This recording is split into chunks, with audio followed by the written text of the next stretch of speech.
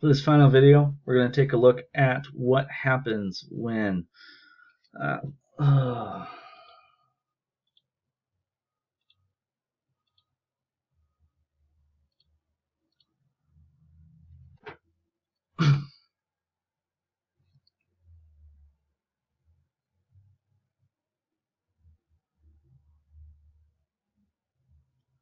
this third and final video, we're going to take a look at what happens in a projectile motion problem in which you go ahead and have an initial horizontal velocity and you land at a different height. So this is the second type of projectile problem we will be solving for the purposes of this class. There are definitely more types, but those would be, say, for the highest level at AP Physics C. So in this case, what you're going to do is you're going to run and jump off a cliff into a lake. And when you jump, your velocity will be purely horizontal. So we will say Vx initial is 15, Vy initial is 0. We will again break things up into x and y. So starting with x, we have V initial is 15 meters per second, and well, that's it. The y direction, we have V initial for the y being 0. Delta y is -7. It's -7 because you start at 7 meters above the water and you land at the water, so you travel downwards. Your displacement is therefore negative. Gravity will happily pull you down, -9.81 meters per second squared, and we'll take it from there.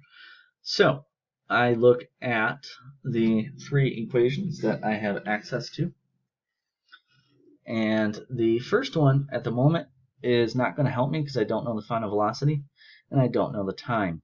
The second one, though, can help me figure out time. So I'll go delta x equals, delta y, we're in the y direction.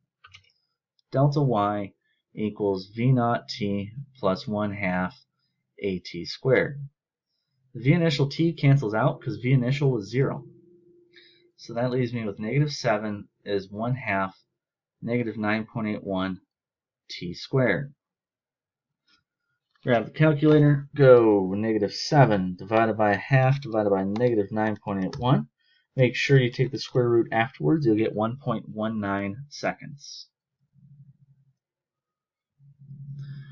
That is very important because the x direction is more than able to use the time solved in the y direction.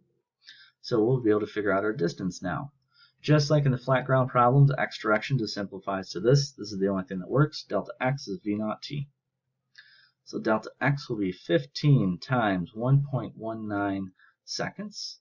So 15 by 1.19, that gives you 17.9 meters. Next thing I'm going to need to do in order to figure out the final velocity, I can go back to using the first equation now because I've gone ahead and found the time. So v equals 0 plus -9.81 times 1.19. So the final velocity in the y direction will be -11.7. The final velocity in the x direction is the same as the initial velocity. The final velocity would then therefore be 15 meters per second. To figure out what is the overall final velocity, I will draw an arrow to the right. That should be in blue, my apologies, to represent the 15 for x.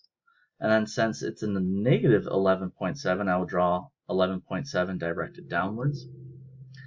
And here is the net velocity vector. I'm going to use Pythagorean's theorem. So 15 squared plus 11.7 squared. Take the square root of that summation and I get 19.0. So I will have 19.0 meters per second.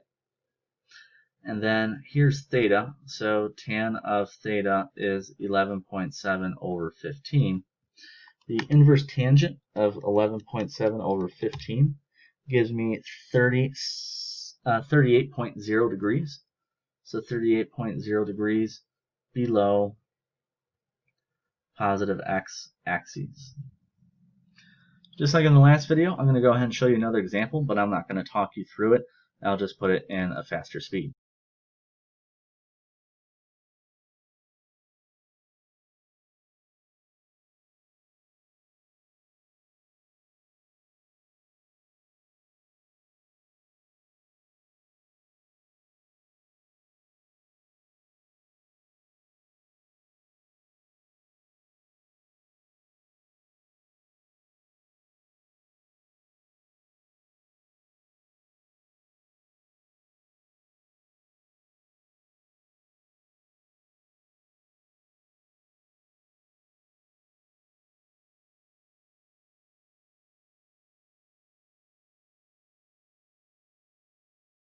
I ended up with 16 meters per second at 33.7 degrees below the positive x-axis.